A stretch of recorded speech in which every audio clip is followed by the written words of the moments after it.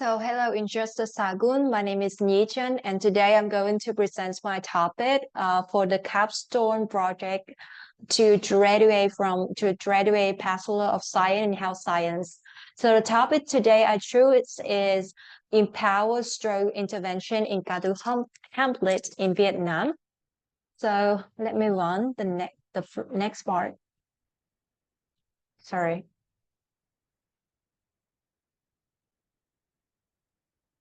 Okay. So let me introduce a little bit about stroke. So as we know, stroke is a damage when the blood supplying to our brains or the part of our brains to be cut, or it can be known as rupture of vessel in parts of the brain. And in around the world, it is seen as the leading cause of death around the world. So the project purpose is to raise awareness and provide medical first aid instruction on stroke through practical training sessions and educational workshops. And the place I choose to implement the project is in Cadu Hamlet in Vietnam, in Ninh Thuận province in Vietnam, our country. So the target populations, I aim to choose people from aged between 30 and 65 years old.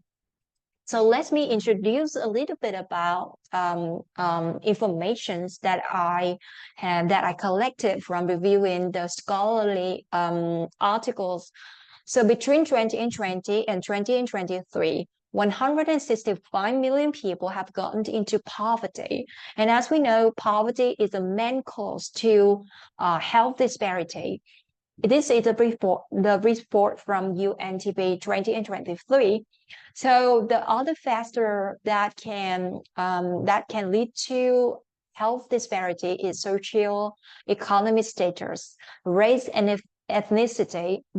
These are the factors that give a huge impact on stroke incident and outcome. And especially most people think that it only happen mostly to the elderly. But right now in our today world, young people, they also have the high risk of getting stroke. So we also know that even we have the acute stroke managed prognosis as well as health intervention distributed equally and widely to vulnerable population around the world. But right now and currently it remains bounded. So that is the reason, that is when we raise the questions that how can we, as students and people in the healthcare sector, can narrow this health disparity? How can we make sure that we can reduce the number of the stroke? And yes, so thinking about the questions and to answer the questions, I thinking about the project, and the project is called Stroke Intervention Program. So let's move on about the framework. We're going to have a quick look at the framework of the project. The goals, so you know, the people from age 40 and 65 in Cadu Hamlet, and the means of verifications, we have the follow surveys, the local health data collection. About the purpose, we aim that 90% of the chosen participants, they can understand more about the stroke. They will know more about the emergency response and lifestyle changes that can help them to build a healthy lifestyle that can help them to reduce the stroke, or even when they get the stroke, they know how to deal with that. And then the outputs, we're going to divide the project into 3 stages during 1 year. We aim to recruit 200 participants to participate in the program. We're going to give them the educational material online, and about the activities during the project, we're going to organize workshop. We have the training session by health medical staff, and we also have health coaching sessions. About the inputs, we have we're playing for the budget to make sure that we can implement the project during 1 year.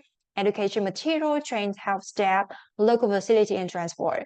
And the means of verification, and you see in the screen, we have a different types, different forms of verification, including feedback form, the final evaluation reports, training material, video, photo documentation, and even we have for the project, we have the financial report, the step and schedule, something like that.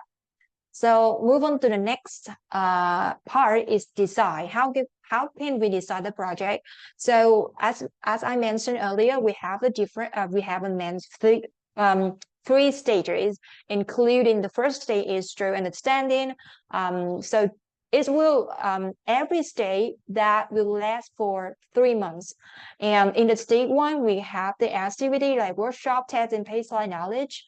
So in the stage 4, we go into move the more advanced like stroke dealing. When you know about the stroke, when you have the knowledge about the stroke, the next step you have to do is practice and how to deal with stroke if it happens in the future.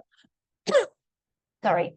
So we're going to in this stage 2, we're going to have the emergency response training and materials, and in the stage 3, it will be behavioral change practice. In this stage 3, people will have more practical environments to learn more about how they can have new behavioral, how they can build a new lifestyle to make sure that they can reduce the impact of a stroke in the future.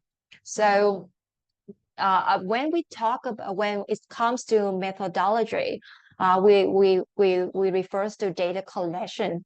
So about the data collection, how we can collect data. So the first of all, we need to approach to local hospital and provincial clinics, so we can get the records, including health assessment, health history, and physical examination. And so we also take the surveys, interviews, observations, and experience. Then we can get the personal and more correct data from the visits to the resident who live in the chosen area and who have the history of stroke or have. We also get the data from someone who in the past that they deal with the stroke already. So that is the way that I think we can collect the data. So the next, how we can analyze data that we collected. There's in the project, I would like to combine 2 methods that are very popular in the research. That is quantitative and qualitative methods. And we're going to combine these methods with the purposes sampling. So in order to, the purpose of these combinations of these methods is narrow the gathered information and focus on analyze reliable numerical data. So from that, we can gain insights that participants understanding. We know about the participant understanding through their thoughts, their ideas, their knowledge, and their history, and even their willingness to deal with a stroke, and to change the unhealthy behavior after participant and measure overall project performance. And from in the data analysis, we go into filter relevant data, because as we all know that when we implement a project, when we make a research in the practical environment, like intervention program, we have the biases and inequality data. So we need to, when analyzing data, we have to make sure that these biases and unreliable data that needs to be removed from our data to make sure that we can collect the potential and expected results. So the summary of findings after we are thinking about, after considering to implement the project stroke intervention in our template, Kado template. So I realized that the issue right now that our nation, Vietnam, is dealing is that our nation is among the countries with the highest number of stroke, with 200,000 cases annually. That is a very huge number. And in 20 and 21, there are 954 stroke deaths. And this is the number that tells us that stroke is the leading cause of death, and we need to take action. We need to do something to make a difference. So that because the data tells us there's absolutely, of course, there's a health disparity.